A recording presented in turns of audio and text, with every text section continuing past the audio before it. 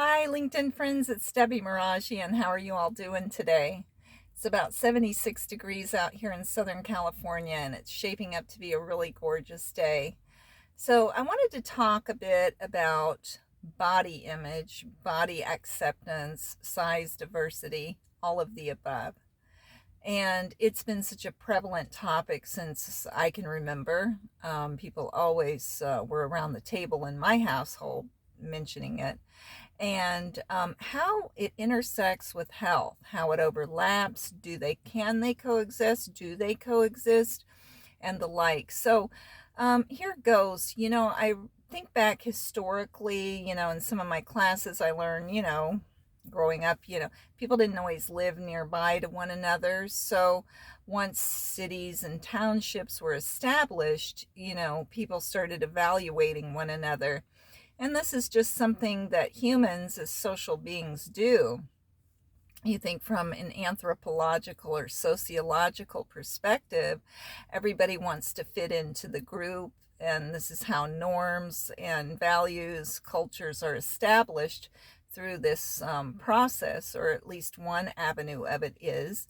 And to emulate one another is part of fitting in. So, when you're looking at somebody else's size, you want to say, what's right for me and all of this. And that kind of just snowballed and evolved.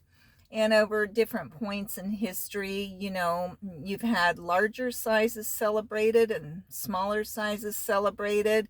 One I can think of is back in the 17th century, around 1635. Peter Paul Rubens, a famous Baroque artist, painted this painting, Three Graces. And it was obviously three ladies, and they were so celebrated. They were deity, they were goddesses, and they carried extra weight.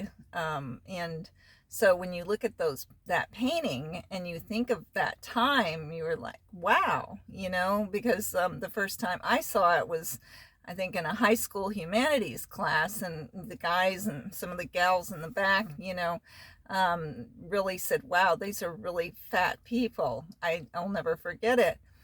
And I guess measuring by the standards in which my generation was raised, that was the general consensus back then.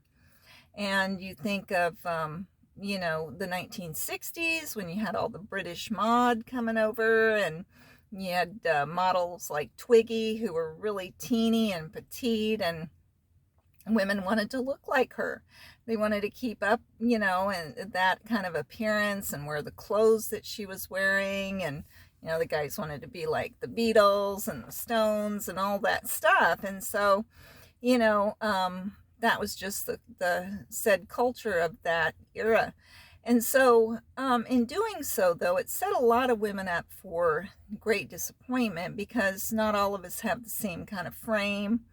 And, a lot of us can't, or some of us can't maintain that super lean, stellar looking physique that was purported as being the it thing to be. So, in that, people didn't want to accept the size that they were. A lot of people were dieting and so forth. I'm thinking particularly of my mom and a lot of her friends, a whole bunch of them. So my point is to this: where does health come in? Where does body acceptance, lead us? Now, when I think of today, Ashley Graham, a famous, beautiful plus-size model, is really advocating body acceptance. And I think that that's healthy to a large degree, because even if you are carrying extra weight, do we know if you are healthy or not? Ashley, I follow her videos and her workouts, and she can really bring it.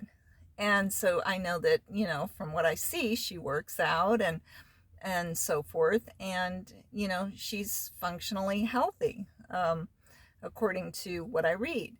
Now, conversely, you might see a person who's really ultra lean and looks fit, but they may have things going on that we don't know, and they may have health concerns beyond what you see on a physical level.